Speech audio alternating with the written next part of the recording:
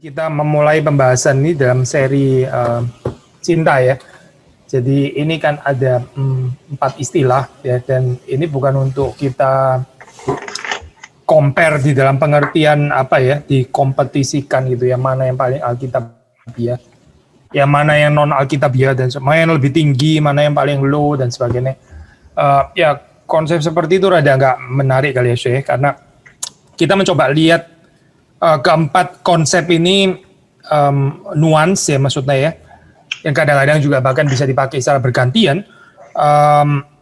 Kita melihat keempat konsep ini sebagai konsep yang ya saling melengkapi. Terus ada perbedaan penekanan, bisa ada perbedaan penekanan memang, tapi again bukan untuk dikompetisikan satu dengan yang lain ya, bukan untuk di ranking gitulah intinya. Nah, ini mungkin pendahuluan singkat. Kita berdoa sekali lagi, mari kita berdoa. Tuhan, kami bersyukur karena Engkau memberikan kepada kami kemampuan di dalam kehidupan ini untuk bisa mengasihi Tuhan. Datang dari Roh-Mu yang kudus ketika kami dilahirbarukan. Kami sadar tanpa pekerjaan Tuhan kami tidak mungkin untuk mengasihi Engkau dengan benar, bahkan kami mengasihi sesama, bahkan mengasihi diri kami pun kami bisa menjadi keliru. Kami berdoa supaya Tuhan tolong perenungan pada sore hari ini sungguh-sungguh memberkati saudara-saudari, para pemuda-pemudi kami semua. Sekali lagi boleh dikuatkan oleh firman Tuhan, dan terlebih kami bisa menghayatinya di dalam kehidupan kami sehari-hari. Kiranya Tuhan memberkati hamba-Mu, memberikan segala pertolongan, urapan pertolongan Tuhan di dalam menafsir firman Tuhan, dalam menjelaskan bijaksana, cinta kasih, dan juga siap daripada kami yang mendengarkan. Boleh diberkati Tuhan. Demi Yesus Kristus kami berdoa. Amin. Jadi kita sudah bahas ini ya, ini tentang storge ini kan, ya kalau diterjemahkan bebas ya itu ya, familial love, cinta kasih kekeluargaan ya. Cinta kasih kekeluargaan. Tadi ya Saudara Karen sudah ini ya kasih antisipasi gitu. Memang ini bisa kita mengerti secara benar, kita bisa mengerti secara salah, maksudnya bisa keliru secara eksesif dan sebagainya. Tapi sebelumnya mungkin kita merenungkan terlebih dahulu kali ya, kalau ini dimengerti sebagai kasih kekeluargaan itu, maka kelebihan daripada konsep ini apa gitu. Nah, so kita perlu mengerti ini di dalam konteks, di dalam kaitannya dengan family ya. So, family itu apa sih, keluarga gitu ya. Keluarga itu adalah ya di mana kita lahir di situ, dan kita nggak bisa pilih ya. So, kita nggak bisa memilih kita lahir di mana gitu. Jadi konsep ini satu konsep yang unik. Maksudnya begini kita bahkan waktu kita bicara tentang friendship gitu ya, kita tahu friendship kita bisa pilih loh sebetulnya gitu ya. Partner dagang bisa pilih bisa. Saudara mau dagang sama si A dan bukan si C, bisa. Gitu. Saudara mau kerja di company mana gitu ya, itu saudara bukan nggak bisa pilih gitu. Bahkan pernikahan pun ya, pernikahan itu saudara bisa pilih loh, mau menikah dengan siapa, betul kan ya. Tapi yang unik di dalam keluarga, waktu kita dilahirkan di dalam keluarga itu kita bukan kita yang pilih, we are the one who choose, tapi kita ini yang chosen ditaruh di satu keluarga ya, di mana kita ada di situ, dan itu sesuatu yang given by God. So intinya waktu kita merenungkan tentang storge ini atau storge ya, kalau ini bahasa Inggris kadang-kadang bilang pakai storge lah storge. Ini ada kaitan dengan konsep givenness itu di dalam hidup ini ada hal-hal yang kita itu bisa memilih, dan kalau ada pilihan ya berarti Tuhan mau kita ini bertanggung jawab. Karena ada pilihan kan ya. So ada pilihan, ya kita memilih, ya kita bertanggung jawab atas pilihan itu. Orang yang menikah misalnya ya, menikah dengan seseorang. Ya kalau ada kesulitan di dalam pernikahan itu, ya jangan menyalahkan Tuhan, menyalahkan orang tua gitu ya, menyalahkan teman. Lu sih dulu ya. Jadi macomblang kurang ahli, akhirnya terjerembab deh gua gitu ya, nikah sama ini gitu misalnya. Itu orang yang nggak mature ya. Orang dia ada pilihan kok dia menyalahkan orang lain, kok melarikan diri daripada responsibility. Itu orang yang nggak dewasa gitu. Itu kalau tentang pilihan ya. Tetapi penghayatan untuk hal-hal yang diberikan, yang dimana kita nggak ada pilihan, itu penghayatannya berbeda. Dan saya bukan mengatakan kalau givenness berarti ya silakanlah menyalahkan, bukan itu ya, poinnya bukan di sana. Givenness itu berarti sesuatu diberikan Tuhan, dan di situ kita ya kita jangan minta pilihan, karena ini bukan soal pilihan, ini sesuatu yang diberikan Tuhan kepada kita. Nah, kita mesti belajar dengan rela untuk menerimanya. Tuhan pasti ada pertimbangannya sendiri, yang melahirkan kita di keluarga mana, itu Tuhan ada pertimbangannya sendiri gitu. Tuhan ada bijaksananya sendiri, dan kita tahu bijaksana Tuhan itu selalu sempurna gitu. Meskipun kita nggak selalu memahaminya ya dengan pikiran kita yang terbatas ini gitu. So, waktu kita bicara tentang storge ya, berkaitan dengan konsep ini adalah ya belajar untuk menerima pemberian ya, dan bukan mempertanyakan pilihan gitu. Mungkin sudah bisa mengantisipasi ya. Ini by the way mungkin kita lompat sedikit ya secara urutannya gitu. Pada akhirnya kan seperti saudara, saya yakin saudara juga sudah mengantisipasi. Kita kan akan mengerti komunitas gereja ini juga sebagai family gitu kan ya. Tapi kita tentu saja mulai dengan pembicaraan family, blood family ya, ini keluarga darah daging ini yang kita lahir ada di sana. Nah, itu kita diberikan di sana. Itu ini sesuatu yang given by God. So, dan ini perlu diperluas ya. Ini seharusnya itu perlu diperluas bagaimana kita menghayati juga kehidupan komunitas Kristen itu sebagai keluarga. Lebih lagi saya ini karena ini kita dipersatukannya bukan dengan physical blood ya. Maksudnya bukan dengan darah orang tua kita, tapi by the blood of Jesus. Jadi lebih lagi dalam hal ini ya, kita apa itu artinya gitu. Nanti mungkin kita akan merenungkan bagian ini sedikit lebih detail ya. Tapi sekali lagi balik kepada ini ya, kepada konsep storge yang berkaitan dengan pemberian tadi ya. Ini adalah saya diberikan kesempatan untuk mengasihi dan dikasihi ya. Dikasihi dan mengasihi. Kita lahir, kita dikasihi terlebih dahulu. Kemudian kita mengasihi. Siapa? Yaitu orang-orang yang disediakan Tuhan di sekitar kita gitu. Sehingga ya nggak ada yang bisa excuse mengatakan nggak ada yang mengasihi saya, nggak ada yang bisa dikasihi oleh saya dan sebagainya. Oke, sedikit perkecualian, brokenness mungkin bisa terjadi di dalam ini ya. Saya nggak tahu saudara mendengar di sini apakah ada termasuk yang dari pengalaman itu mungkin ya.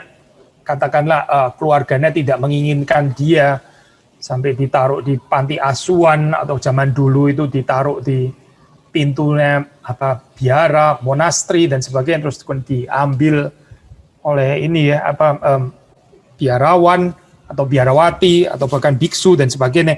Saya nggak tahu lah saudara latar belakangnya ada termasuk yang seperti itu tidak gitu. Tapi kalaupun itu terjadi ya, kita percaya the fact bahwa kita bisa bertahan hidup sampai sekarang ya.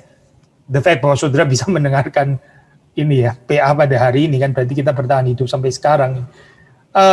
Ada cinta kasih yang tersalurkan di dalam kehidupan kita, whether itu melalui keluarga darah daging kita atau orang lain yang mengadopsi kita, still ya, itu ada storge, ya, ada cinta kasih yang kita terima. Lalu terus kemudian yang kita juga ya kalau kita ini menghayati dengan benar, kita mengekspresikannya juga kepada orang-orang yang dekat dengan kita. Jadi storge ini mau dibilang ini konsep affection natural aja. Ini natural affection. Maksudnya natural di dalam pengertian ini sesuatu yang berkembang secara alami ya. Karena apa ya? Karena saya dekat dengan orang-orang di sekitar itu. Sebelum kita membicarakan neighbor, sebelum kita membicarakan tetangga kita, lingkungan kita dan sebagainya, sebelum kita membicarakan dengan teman-teman sekelas yang waktu kita studi sekolah, sebelum kita membicarakan tentang rekan-rekan di company gitu misalnya yang kita kerja di sana, bahkan juga sebelum kita membicarakan tentang ini saudara-saudara yang bersama-sama beribadah di komunitas Kristen di gereja gitu, ada orang-orang yang disediakan Tuhan di sekitar kita yang kita sebut keluarga itu ya.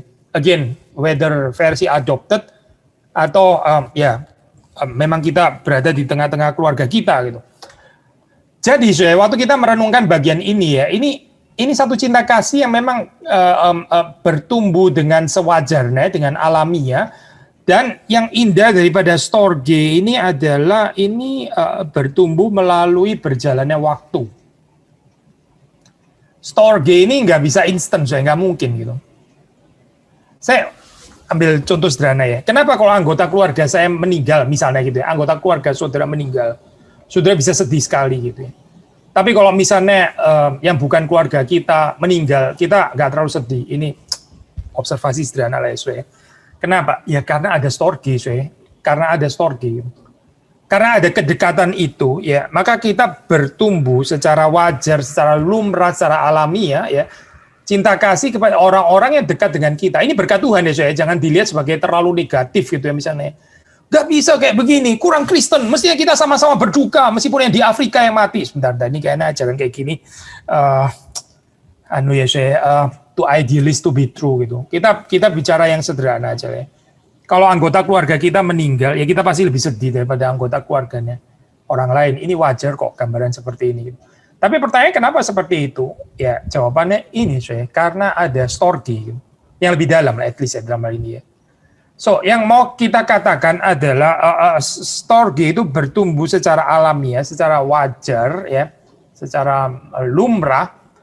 Karena ada kebersamaan yang dibangun, gitu, ada togetherness, ada relasi terus-menerus, ya.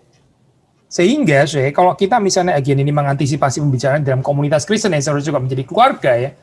Kalau kita nggak ada waktu kebersamaan, ya nggak mungkin bertumbuh storge itu nggak mungkin, gitu. Makanya, ini physical encounter itu bagaimanapun tetap penting. Saya tahu ini lagi bahaya gitu ya, memang lagi bahaya gitu. Tapi ya oke lah, saya nggak bisa fisikal ya, saudara jalin hubungan nggak tahu gimana caranya gitu. Ini teleponan atau gimana, pakai Zoom atau apa gitu ya. Karena kita nggak mungkin bicarakan storge ya. Kalau ya metodenya cuma scanning gitu, scanning instant relationship. Lalu kita mengharapkan akan ada storge, ada being one family gitu ya, yang kayaknya nggak akan terjadi, itu ada mimpi lah maksudnya ya. Sama seperti saudara nggak otomatis mencintai keluarga yang ada di Tibet gitu misalnya ya, yang ada keluarga mana yang ada di Zimbabwe atau di mana gitu misalnya ya, siapa lagi itu misalnya gitu, ketemu aja nggak pernah gitu. Ya sama kalau kita nggak ada waktu kebersamaan, nggak ada waktu perjumpaan ya, nggak ada waktu di mana kita menghabiskan ini ya, kebersamaan kita itu bareng-bareng bersama-sama, ya sulit untuk membicarakan storge gitu. Storge itu sesuatu yang jangka panjang, itu yang bertumbuh melalui berjalannya waktu, yang nggak bisa dicepetin, yang nggak bisa di fast forward, nggak bisa di scan, nggak bisa apa lagi ya gitulah. Intinya kita nggak bisa bikin instan gitu, tapi itu sesuatu yang bertumbuh secara alamiah gitu. Memang kita bisa mengatakan waktu nggak menjadi jaminan, betul juga sih sudah mengatakan seperti itu ya. Waktu nggak menjadi jaminan kita mempunyai storge yang lebih dalam. Betul, waktu aja nggak menjadi jaminan, apalagi nggak ada waktu gitu loh, logikanya. Jangan terus kemudian waktu nggak menjadi jaminan, jadi waktu nggak penting gitu misalnya. Bukan itu konklusinya, tapi lebih tepat lah, waktu aja nggak bisa jadi jaminan, apalagi nggak ada waktu, lebih lagi nggak ada jaminannya gitu. Tapi yang pasti ini storge itu berkembang secara sehat waktu kita ada togetherness yang lama itu ya. Dan makin lama makin dalam, makin lama makin akrab ya, melalui presence, kehadiran itu, termasuk juga bodily presence ya. And of course bukan cuma exclusively bodily, juga ada aspek spiritual ya harusnya ya. Ini ikatan batin dan sebagainya. Jadi batin dan tubuh, ya, batin dan jasmani.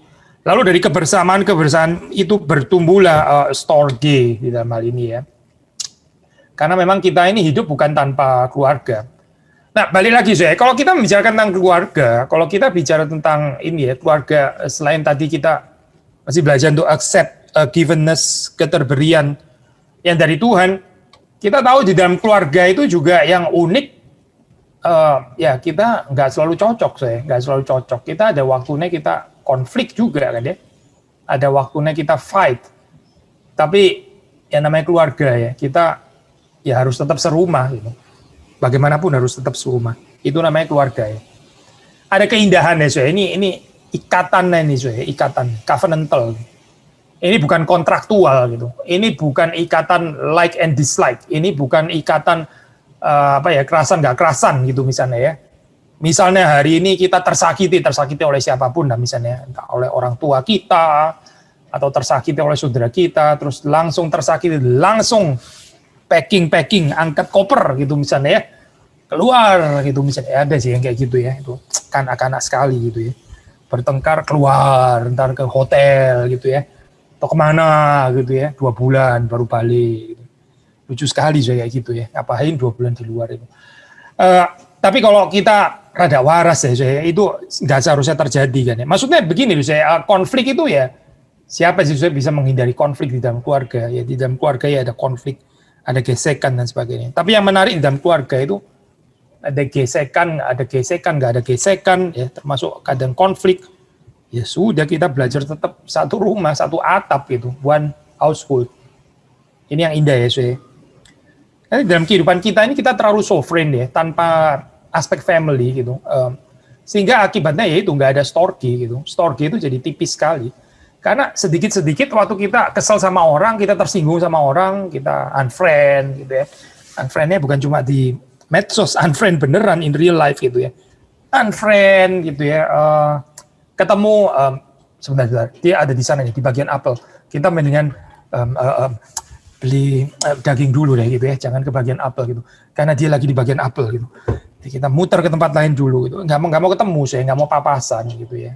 Nggak mau lihat dan sebagainya, pura-pura nggak sedang bersama dan sebagainya. Karena apa ya karena kita takut menghadapi ini ya, konflik itu tadi gitu.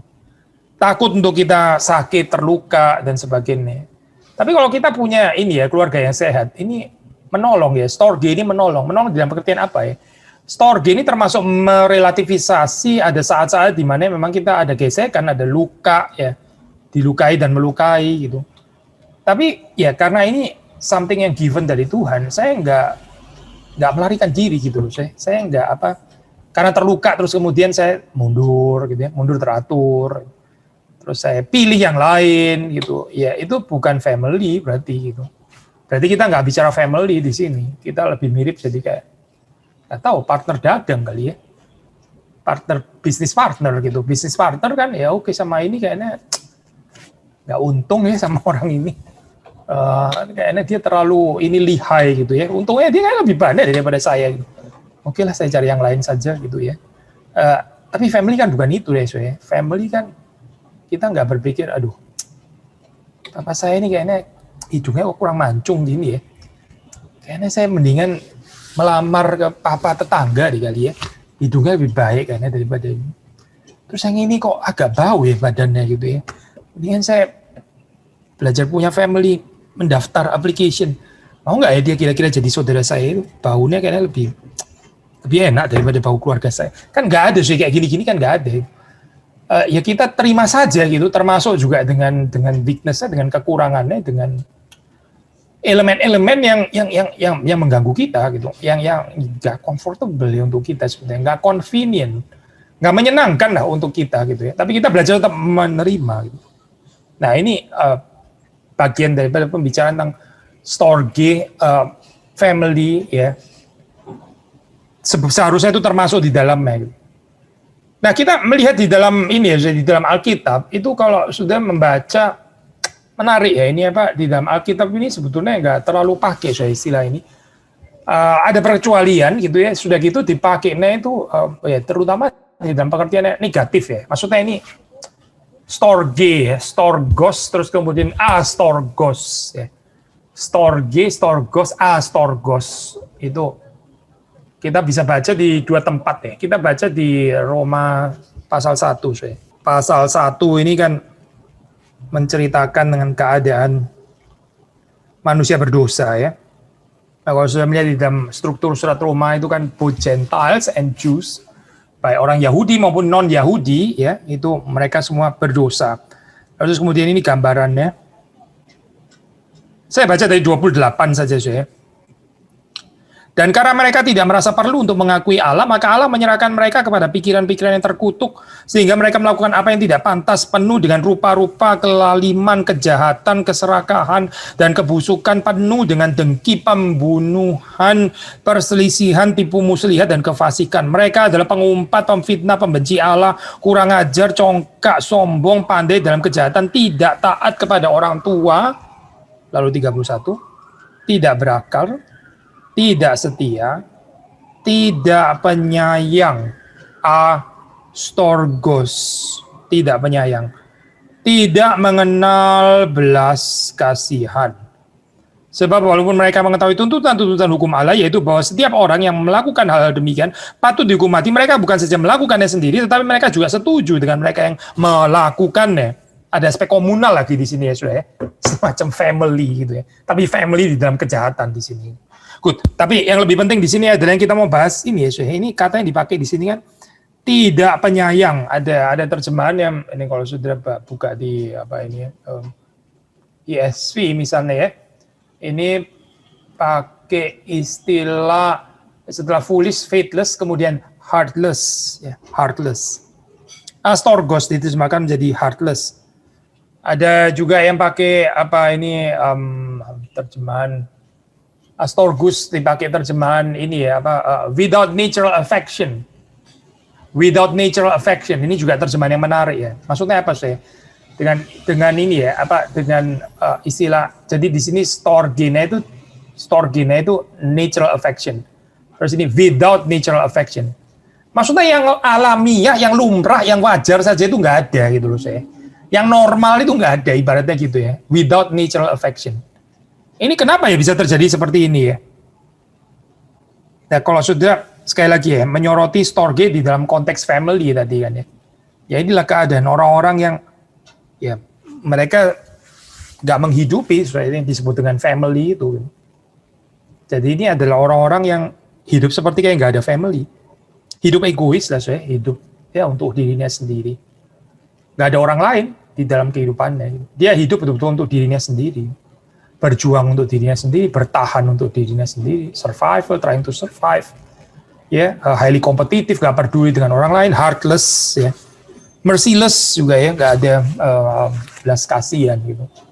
Kenapa? Ya karena hidup sendiri sudah susah, mau apa? Susah-susah untuk orang lain gitu misalnya ya. Jadi gambaran ini saya kalau sudah melihat yang digambarkan di sini dalam Roma 1 ini gambaran orang-orang yang karena mereka menekan ya kebenaran yang dari Allah itu. Yang ternyata di dalam ciptaannya, di dalam wahyu umum, mereka menekannya, mereka menyangkali ya, keberadaan Allah, terus akhirnya ya inilah yang dituai oleh mereka di dalam kehidupannya. Bahkan yang natural pun, ya seharusnya naturally itu harusnya ada. Kita nggak ngomong ini apa berdosa atau nggak berdosa ya, pasti tainted lah ya, pasti tercemar oleh dosa. Tapi kata-kata yang natural ini pun ya, itu tuh without natural affection. Saudara, kadang kita nggak habis pikir kalau kita baca ini ya, apa itu berita-berita yang ya pembunuhan anggota keluarga sendiri, kita nggak bisa ngerti, so ini kenapa ya kayak gini nih ya. Ya itu ya, so ini yang dikatakan Paulus, astorgos. Nggak habis pikir gitu ya, kok bisa ya orang itu membenci anggota keluarganya sendiri gitu, bahkan membunuhnya gitu. Bahkan mengorbankannya, kita geleng-geleng kepala, kita nggak bisa mengerti. Tapi ya ini keadaan dibicarakan oleh Paulus di dalam Roma pasal yang pertama ini ya. Tidak penyayang, ini agak kurang strong ya, saya terjemahan bahasa Indonesia, tidak penyayang gitu ya. Bahasa Inggris lebih direct, ini heartless gitu ya, without natural affection.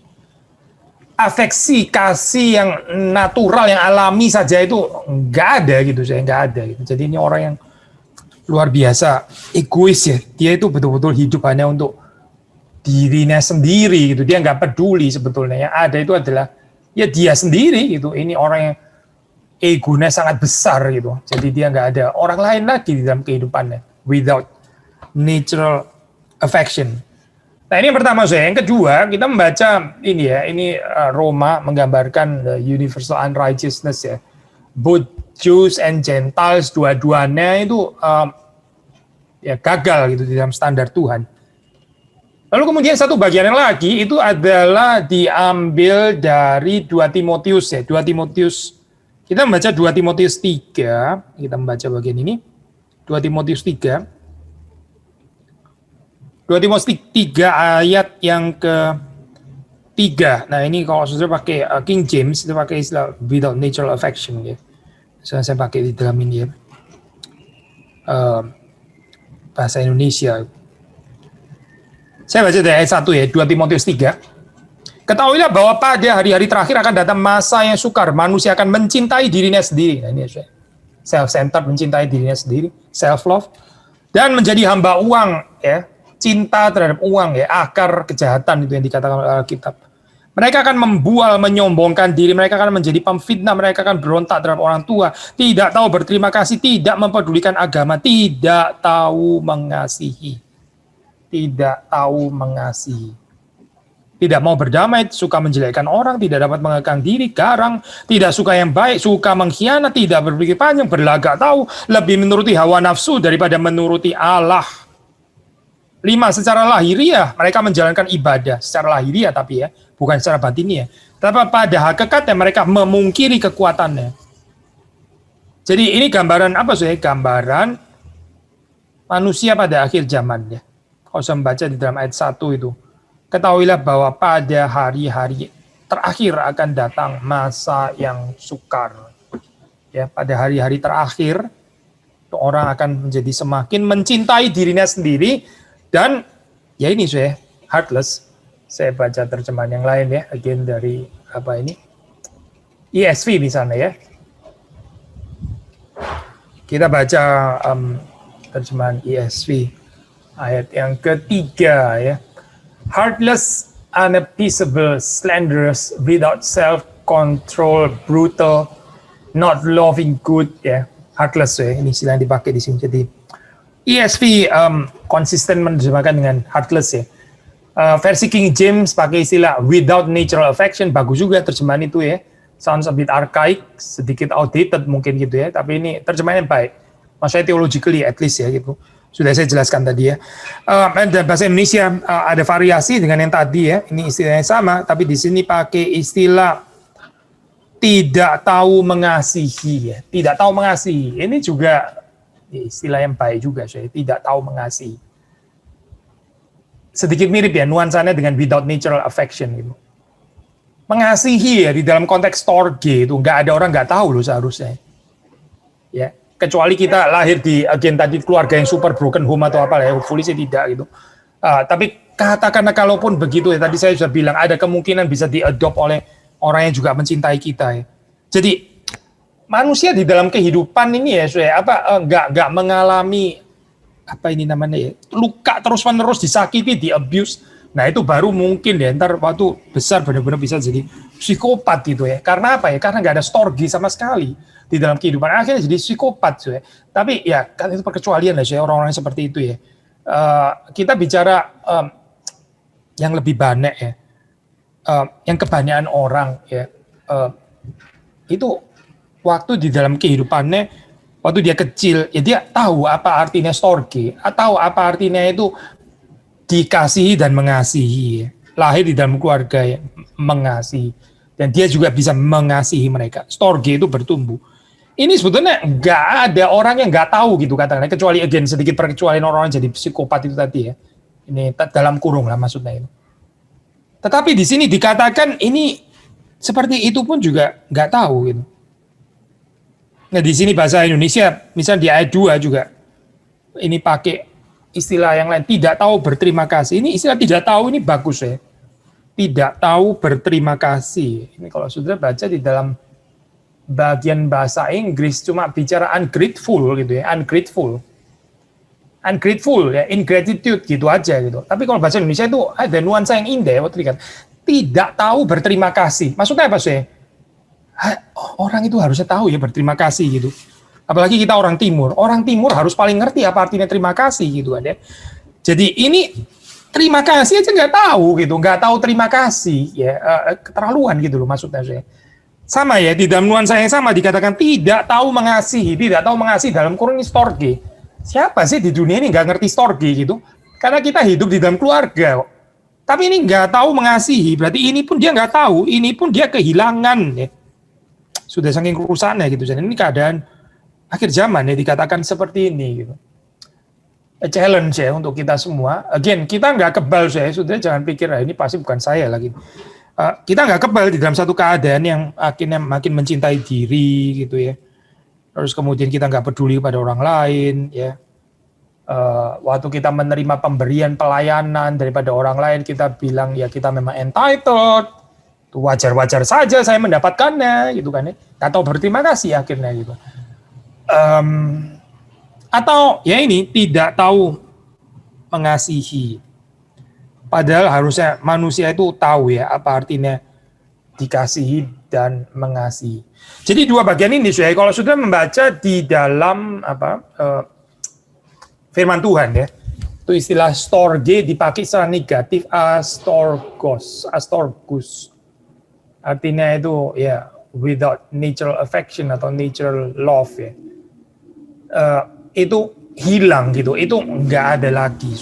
Berarti kalau kita coba untuk melihat ini ya secara negatif gitu ya, apa gitu, kenapa bisa nggak ada storge? Yang hilang tidak lain tidak bukan adalah yaitu saya being one family itu.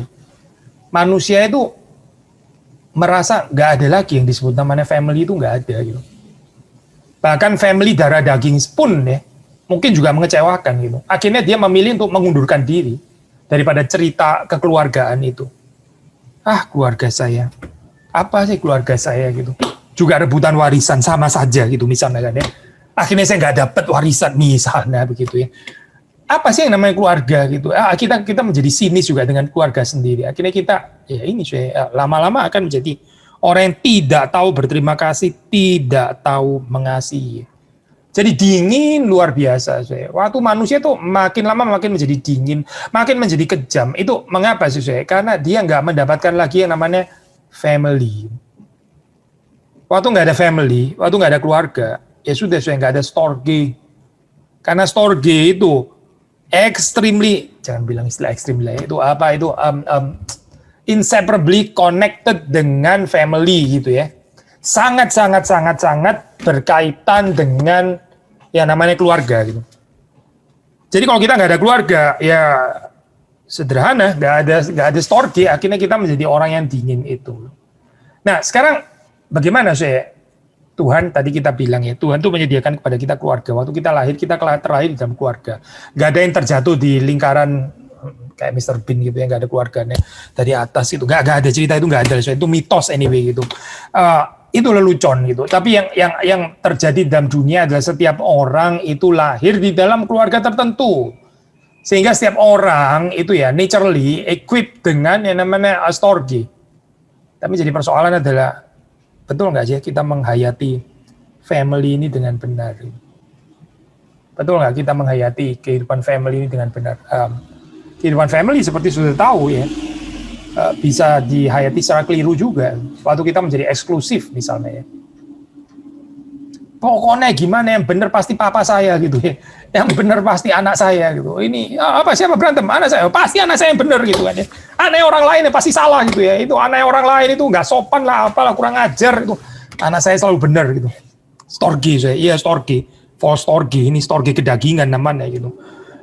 Natural affection yang betul-betul tainted by the power of sin di dalam hal ini gitu. Ada ekses sih pasti di dalam pengertian ini ya, apa itu keluarga akhirnya bisa menjadi ideologi gitu misalnya, ideologi. Ya kita nggak berharap seperti ini kita kan dipanggil untuk menjadi righteous ya. Ya kalau keluarga kita salah ya kita bilang salah, bukan karena dia keluarga kita. Kalau kita bilang ya dia pasti jadi benar gitu misalnya karena dia keluarga kita.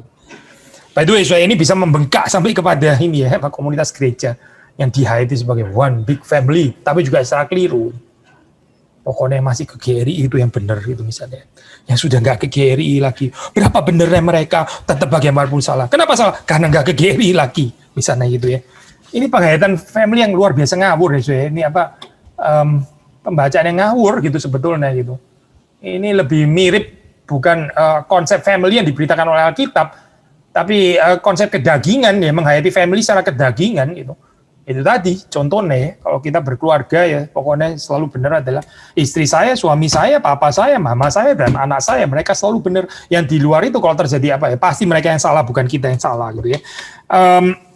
Pasti bukan itu kan ya, saya penghayatannya pasti bukan itu gitu. Karena kalau itu terjadi ya itu mengorbankan hal-hal yang lain. Tapi of course kita mau di dalam hal ini ya waktu kita menghayatinya itu menghayati secara benar ini. Menghayati secara benar. Apa sih family itu? Nah, kalau sudah membaca di dalam misalnya konsep ini perjanjian lama ya. Itu perjanjian lama kita nggak ngomong storge ya di sini ya. Tapi dalam perjanjian lama konsep family itu ya. Ini ada satu tulisan dari Minier ya, dia tulis Images of the Church in the New Testament, Paul S. Minier. Jadi dia menjelaskan di dalam Alkitab itu ada banyak metafor yang dipakai, images ya, untuk menggambarkan the church. Salah satunya adalah family sudah. One household itu termasuk salah satu metafor yang penting ya. Lalu terus dia menjelaskan seperti ini ya. Sebetulnya istilah family ini apa sih artinya gitu? Ini di perjanjian lama ya, itu disebut itu ya, Beit David ya, itu the house of David ya. Ini the house of David. Maksudnya bukan bicara rumahnya ya, bukan ini rumah Daud. Maksudnya rumah keluarga Daud itu maksudnya the house of David. Itu maksudnya Daud dan keluarganya itu. Nah itu konsep common sekali ya di dalam perjanjian lama ya. The house of siapa? The house of Elimelech gitu. The house of siapa gitu. Ini householdnya siapa gitu. Lalu konsep yang ada di balik itu tuh maksudnya apa? Kalau dibilang keluarga ini itu maksudnya apa gitu. Nah itu Minier menjelaskan seperti ini saya. Jadi dia disebut keluarga itu ya. Dia belong to one family. Ini ada common character saya. Ada common character. Ya. Jadi dia disebut keluarga A gitu ya. Semua anggota daripada keluarga A ini ada common character. Nah, itu namanya family, ya. Jadi di sini ya, family ini punya satu story untuk dihidupi gitu. Itu baru bicara family. Nah, saya ambil mungkin ini ya, kita bisa ambil contoh gitu ya. Keluarga saudara bisa kasih contoh sendiri sih sebetulnya. Saya beri contoh yang agak jauh aja ya, saya. Keluarga Medici gitu misalnya ya. Oh, keluarga Medici gitu. Keluarga apa sih? Keluarga misalnya mafia mana di Italia gitu misalnya ya. Oh, keluarga mafia itu gitu misalnya. Oh, saudara langsung ngerti maksudnya. Oh, keluarga itu. Oh, iya, saya tahu gitu maksudnya. Dia adalah anggota keluarga itu. Sudah itu istilah keluarga. Saudara langsung tahu ini identitasnya seperti apa, story-nya keluarga itu seperti apa gitu ya. Nih, kalau di Indonesia itu keluarga cendana gitu. Nah, saudara langsung ngerti maksudnya apa gitu. Keluarga cendana, maksudnya apa ini? Kayu cendana, bukan itu maksudnya. Saudara ngerti maksudnya keluarga cendana itu kemana arahnya gitu? Atau keluarga-keluarga apa gitu ya? Termasuk juga yang ini, contoh-contoh yang lain gitu. Jadi ini yang dimaksud di dalam kitab suci ya. Di dalam kitab suci, waktu pakai istilah keluarga, itu sebenarnya nuansanya itu bukan cuma bicara, oh dia tinggal bareng lah atau apa. Bukan, yang dimaksud di sini adalah keluarga ini punya common character ya. Punya story ya yang dihidupi secara bersama oleh seluruh anggota keluarga itu. Makanya dia disebut satu keluarga di situ. Nah, ini tentu saja kita bisa negatif, bisa positif gitu ya, bisa positif, bisa negatif. Yang kita harapkan tentu saja adalah positif itu. Kalau kita bicara ya ini jemaat ya, GRI Kelapa Gading ya, kita ini one family ya, berarti kita harusnya punya common character sudah. Dan sudah pasti common karakternya better be better daripada sekedar suka makan gitu misalnya ya. Itu nggak kayak terlalu penting lah, itu bagian common karakternya doyan makan karena jemaat Kelapa Gading gitu misalnya ya. Kurang lah kalau ini ya, common karakternya kok ini gitu. Common karakternya harusnya the gospel, common karakternya harusnya Injil. Common karakternya ya, itu kisah kehidupan Kristus, seharusnya gitu kan ya, common karakter. Gitu. Ini jemaat Kristen. Nah, waktu orang menghayati keluarga seperti ini, menghidupi ya, ada common karakter. Betul, kita ini berlainan. Kita bahkan dari anggota keluarga, latar belakang family background-nya sangat-sangat berlainan. Kita dari suku ini, suku itu, dari daerah ini, dan itu, dan dialek ini, dan nggak apa-apa, nggak ada masalah. Tapi ada one common character gitu. Nah, ini kalau ini terjadi ya, ini family, identitas yang jelas, one common character, ada story yang dihidupi bersama ya. Lalu kita bisa bicara apa itu story gitu. Storge itu justru muncul ya karena kita menghidupi story yang sama ini, saya. Tapi kalau story-nya lain-lain, ya sudah lah, saya. Bagaimana bisa muncul Storge gitu? Orang kita story-nya lain gitu. Ya, saya ambil contoh yang negatif ya. Ada satu keluarga yang terkena pelit banget misalnya keluarga. Jadi keluarga itu, setiap kali makan bareng sama keluarga itu selalu kamu yang harus traktir. Nggak mungkin dia yang traktir. Kenapa? Pelit sekali. Keluarga itu terkenal pelit banget gitu kan. Ini adalah common karakternya pelit. Jadi story kepelitan ini dihidupi oleh seluruh keluarga gitu misalnya ya. Jadi identitasnya jelas sekali gitu ya. Di dalamnya. Itu kalau kita bicara di dalam pengertian yang negatif itu. Tapi kalau kita bicara dalam pengertian positif, ya, ini sesuatu yang indah ya. Kita lahir again daripada background keluarga yang ya berbeda-beda, sangat berbeda gitu ya. Kadang juga bahkan bertolak belakang. Tapi kita ini ditebus oleh darah Kristus. Kristus itu mempersatukan kita ya dengan darahnya. Nah, kita dijadikan one family, bukan tanpa darah ya. Dan ini lebih lagi daripada kalau kita keluarga itu ya darah daging. Ya. Ini juga bukan tanpa darah dan bukan tanpa tubuh ya. Tapi tubuh dan darah Kristus sendiri lebih mengikat lagi di dalam hal ini. Supaya apa ya, supaya kita menghidupi story yang sama ini. Kalau kita menghidupi story yang sama, kita semakin mengerti apa itu artinya kita bertumbuh bersama, ya bersekutu bersama. Apa artinya kita ini ya saling mengasihi. Mungkin yang terakhir ini dari kalimat Alkitab nggak pakai storge saja, tapi ini gabungan compound ya, bukan kebetulan juga saya pikir dalam hal ini ya pakai apa itu istilah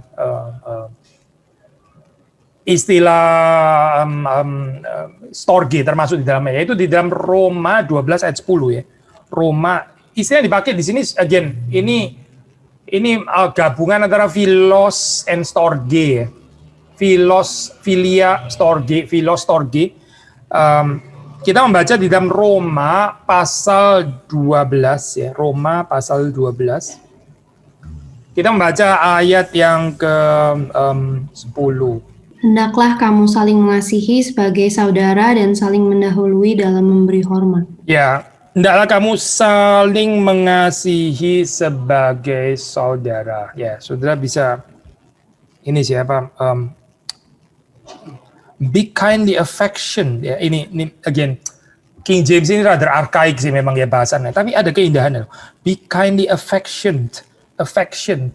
Itu ed saya di belakang ya. Be kindly affectioned one to another. Saudara tahu ya kalau pakai pasif seperti ini ya. Be kindly affectioned. Ini ada aspek saudara itu apa ya? Bukan langsung aktif itu saya, tapi be affection gitu ya. Gimana ya saya terjemahinnya ya? Ada sesuatu yang merangsang saudara gitu maksudnya. Saudara ini apa ya? Kecipratan, ketularan atau bukan ketularan virus ya? Ketularan kasih gitu maksudnya. Ketularan storge, filostorge itu tadi ya. Lalu saudara menjadi affectioned, ya, be kindly affectioned one to another with brotherly love. Indah ya saya terjemahan ini gitu. Kalau saudara renungkan, versi apa ini? Mungkin coba lihat versi ESV ya, 12 ayat yang ke 10 ya. Love one another with brotherly affection. Ya. Sederhana ya terjemahannya. Love one another with brotherly affection. Ya. Tapi terjemahan King James ini bagus sekali. Be kindly affectioned one to another with brotherly love. Ya. Again, sounds a bit archaic, tapi ada keindahannya sendiri gitu. So, ini adalah contoh yang positif ya. Ini terakhir ya, yaitu seperti saudara lihat di sini ya. Needless to say, ini adalah Paulus konteksnya adalah ya gereja, jemaat itu sebagai keluarga berarti di sini. Karena gereja itu adalah keluarga, karena gereja ini adalah family of God, maka seharusnya apa gitu ya, inilah apa, kasihlah satu dengan yang lain. Kasih storge. Sekali lagi ya, bukan imun terhadap konflik, bukan imun terhadap gesekan, dan juga nggak bisa bertumbuh tanpa waktu yang cukup ya. ini cinta ini perlu bersemai gitu. Ini sesuatu yang kita perlu invest, yang kita perlu menabur, yang kita perlu memberikan waktu untuk dia terus-menerus bertumbuh. Ya, harap saya di dalam situasi seperti sekarang, ya ini kan pandemi masih belum selesai gitu ya. Yang paling takut daripada pandemi yang belum selesai ini adalah ya ini kita jadi bisa tidak tahu mengasihi, ya, jadi bisa astorgus. Itu yang paling menakutkan sebetulnya, bukan pandeminya sendiri, tapi karena keadaan seperti ini, jadi akhirnya kita mulai berdamai, reconcile dengan dengan gak ketemu orang, ya, dengan hidup sendiri, ya, dengan di kamar terus, di rumah terus, ya, dengan ketakutan terus, kita rasa jadi ya memang mesti gini, inilah yang benar, ya ini bijaksana kayak begini harusnya gitu. Ini yang celaka ya sebetulnya, kehidupan yang nggak bisa lagi mengekspresikan cinta kasih, ya, yang storge itu seperti kayak makin lama makin menipis, tapi kita bilang ini normal, ini ya memang begini, gitu. Bukan begini, bukan gini yang dimaksud Alkitab, bukan begini sebetulnya. Jadi mari kita waspada, mari kita minta kepada Tuhan, kita minta pertolongan Tuhan supaya Tuhan belas kasihan kepada kita ya, sehingga tetap di dalam saat seperti ini. Bahkan the more kalau bisa menghidupi apa artinya being one family, storge itu tadi. Kiranya Tuhan memberkati kita sekalian. Ada satu pertanyaan masuk yang ke nomor sekretariat. Bagaimana Pak dengan hubungan sibling yang sesudah masing-masing berpisah karena keluarga tidak memiliki hubungan yang dekat karena growing up tidak terbangun relasi yang baik alias individual. Ya kita for some reason, for many reason, for a reason kita bisa nggak tinggal sekota dengan anggota keluarga kita. Tapi seperti tadi kita mengakhirinya kan yang mau dituju di dalam pembahasan hari ini kan sebetulnya adalah Tuhan tuh menyediakan kepada kita itu keluarga gitu kan ya. Keluarga ini. Kalaupun kita nggak bisa memang terus dekat dengan anggota keluarga kita secara darah daging, mungkin nggak bisa juga gitu ya. Saya sendiri nggak tinggal sekota dengan dengan adik-adik saya lagi gitu misalnya. Ya nggak apa-apa juga, tapi saudara jangan nggak ada keluarga lagi, itu maksudnya. Di dalam jemaat itu kita mendapatkan keluarga, dan ini betul-betul keluarga yang disediakan Tuhan. Ya, Yesus sendiri bahkan pernah merelativisasi keluarga di dalam pengertian keluarga darah daging ya. Itu ibumu datang, saudaramu datang. Terus Yesus bilang, siapakah ibuku, siapakah saudaraku? Yesus kan bilang, by the way itu bukan kurang ajar ya, saya bukan. Tapi ini relativisasi daripada keluarga darah daging. Ya. Siapa? Yaitu mereka yang melakukan kehendak Bapakku yang di sorga. Mereka lah itu keluargaku. Ya. Mereka lah ibuku, mereka lah saudaraku. Nah ini saya tadi balik kepada konsep yang minir tadi. Apa sih maksudnya one family itu ya? One family itu waktu kita punya one story, waktu kita punya common character, ya apa? Melakukan kehendak Allah, ya kita dipersatukan. Kita ini family, ya. Bahkan ya harusnya nggak kalah dekat ya dengan anggota keluarga kita darah daging gitu. Sekali lagi ini bukan encouragement untuk saudara menjauhi keluarga darah daging, bukan itu, dan juga bukan justification pembenaran, bukan itu ya. Tadi saya mulai pembahasannya kan dengan ini, maksudnya ini sebenarnya diberikan Tuhan supaya kita mengerti apa artinya storge gitu. Storge yang natural lah di dalam hal ini ya, natural storge gitu. Storge sendiri artinya natural affection ya. Tapi waktu kita mengenal Kristus ya, nah ini storge ini dikuduskan gitu. Kita bukan mengasihi hanya yang anggota keluarga darah daging itu saja, tapi kita mengasihi anggota keluarga Allah. Ini baru kita mengerti konsep storge yang terus kemudian diperluas gitu. Misalnya pertanyaan yang cukup praktikal ya di dalam zaman pandemi begini, bahwa kita kan bebas untuk bisa ikut persekutuan mana aja, atau misalnya nggak usah ngomong dengan persekutuan deh, kita ngomong misalnya di kelompok KTB, misalnya di Geri Kelapa Gading, kita punya berbagai KTB begitu ya Pak ya. Itu sendiri kan kita bisa misalnya menghayati sebagai ini adalah keluarga saya begitu ya. Yeah. Ada givenness kita misalnya sudah bergabung di salah satu KTB Givenness saya karena dipilihin hamba Tuhan kelompoknya gitu. ya misalnya begitu ya, bisa kelompoknya. Karena memang sekarang kan kalau di kita kan memang sedikit kan, jadi nggak tahu banyak pilihan. Tapi kalau misalnya keep growing, terus nanti KTB-nya jadi banyak begitu kan, jadi istilah ada semacam option gitu. Dan di dalam penghayatan sehari-hari kan cukup normal. Orang suka membanding-bandingkan dan rumput tetangga sepertinya lebih hijau begitu. Nah di dalam pengertian keluarga rohani seperti ini Pak, apakah kita akan berkata kepada mereka yang pengen pindah-pindah begitu ya, ini keluargamu, you stick with your group, atau ada fleksibilitas untuk mereka bisa ya kalau ada valid reason atau ya bagaimana? Very good reason ya, very good question sih itu. Ini ya sangat praktikal bener ya. Jawaban saya cenderung lebih ke ya kita stick with the ini ya, keluarga yang kadang-kadang memang bisa dingin. Seperti kayak gini lah, keluarga kita sendiri ya, nggak selalu romantis terus gitu ya. Kadang-kadang kita ada konflik, kadang-kadang adik itu nyebelin ya kayaknya gini atau apa gitu ya. Atau even orang tua sendiri, tapi kita enggak terus kemudian itu tadi pergi ke tetangga sebelah, saudara maukah engkau jadi bapakku gitu, misalkan kan tidak ya gitu.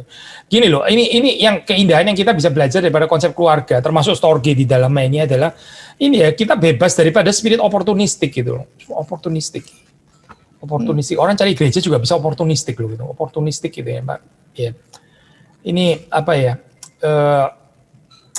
Saya selalu encourage ya orang misalnya satu saat ini ya ini termasuk jemaat Kelapa Gading. Suatu saat misalnya saudara pindah kota di mana, ya sudah saudara mulailah masuk ke tempat yang itu gitu, masuk ke tempat yang apa itu baru itu karena saudara kemungkinan untuk bisa berinteraksi lebih sehat di sana. Misalnya saudara pindah kemana, ke Bandung atau ke Bali atau kemana atau ke luar negeri ya sudah bergerejalah di sana. Oh tapi ngumpul terus sama orang Kelapa Gading gitu kayak nostalgia gitu ya, the good old times dan sebagainya. Apa sih ini kayak gini nih ya, nggak sehat gitu jadinya gitu. Jadi termasuk di dalam pengertian. Kalaupun harus pindah gitu, pindahnya itu jelas karena memang Tuhan menyediakan keluarga yang baru gitu ya, misalnya gitu. Tapi kalau memang saya masih di sini, ya saya stick dengan keluarga yang disediakan Tuhan ini. Saya nggak jadi apa ya, pilih terus pergi apa ini ya cari-cari persekutuan lebih hangat lah atau apalah dan sebagainya gitu ya. Saya membedakan dua hal ya. Ini by the way ngomong kayak begini juga bisa sensitif ya, terutama mungkin saudara ada yang di sini mendengarkan, nggak harus semuanya dari Kelapa Gading, bukan berarti saudara nggak boleh dengar lagi gitu apa PA profesional Kelapa Gading, bukan itu maksud saya. Saudara bisa saja mendengarkan firman Tuhan di mana gitu, bahkan bukan apa gereja saudara, silakan gitu. Tapi saudara perlu persekutuan ya, keluarga itu di satu tempat gitu. Yang Tuhan sediakan itu di mana ya, berkeluargalah di sana. Ini penting sekali karena kalau nggak ada konsep keluarga gitu, ya again nggak ada storge-nya kita itu bisa menipis. Lama-lama terus jadi nggak tahu mengasihi itu tadi gitu. Lama-lama nggak sadar, jadi hidup untuk diri sendiri, subtly nggak sadar lagi gitu. Kenapa ya? Karena kita nggak invest untuk betul-betul tinggal di satu keluarga rohani maksud saya yang disediakan Tuhan itu. Gitu. Apa kebahayaan dari pindah-pindah dan ikut kebaktian di berbagai tempat terus-menerus tanpa dia benar-benar menancapkan dirinya kepada salah satu komunitas Kristen? Relasinya jadi superficial ya pasti gitu. Relasinya akan superficial, storge-nya menipis gitu. Sama lah, gini ya, sederhana saja. Kita jarang ketemu lagi sama keluarga darah daging kita ya. Sudahlah, ya pasti menipis kan ini apa? Storge-nya pasti menipis gitu. As simple as that ya. Makanya perlu ini sesuatu yang terus perlu dirawat gitu, perlu di nurture, perlu di nourish, perlu dikembangkan gitu ya. Ya kalau saudara dipimpin Tuhan ya mau pindah ke Kelapa Gading ya silakan pindah, monggo saudara, ini terbuka kita ya. Tapi saudara ada di mana ya saudara ini kehidupan keluarga rohani ya seharusnya ada di sana, itu jangan nggak ada aspek itu gitu. Karena aspek persekutuan ini penting sekali.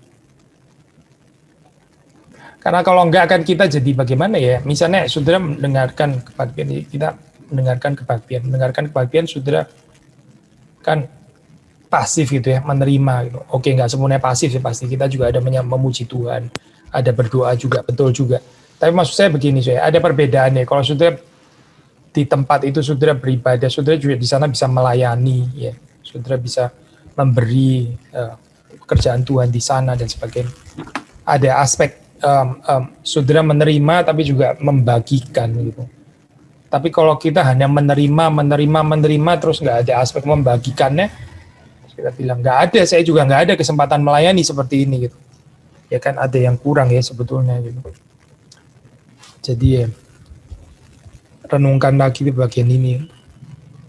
Apakah mungkin untuk storge yang eksesif tidak tepat dapat menyebabkan eksklusivitas? Iya betul, sangat mungkin. Ini contoh yang karena storge kedagingan.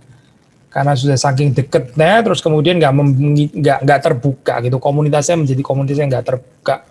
Ya, orang yang baru nggak bisa ditampung, nggak bisa masuk ya.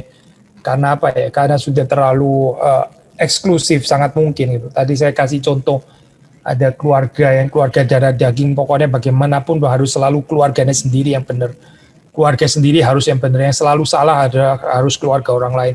Harus mati-matian membela keluarga sendiri. Ini juga bisa terjadi loh saya di dalam jemaat gitu ya, yang harus benar adalah Geri Kelapa Gading pokoknya gitu ya. Misalnya gitu ya, hopefully sih tidak gitu. Tapi kalau terjadi seperti ini ya nggak bertumbuh dengan benar, berarti betul storge-nya itu lebih ke arah eksesif, karnal, obsesif, posesif, dan ini lebih mirip persekutuan mafia ya jadi ini daripada menjadi keluarga Kristen gitu, karena keluarga Kristen kan bukan itu, bukan model yang seperti itu.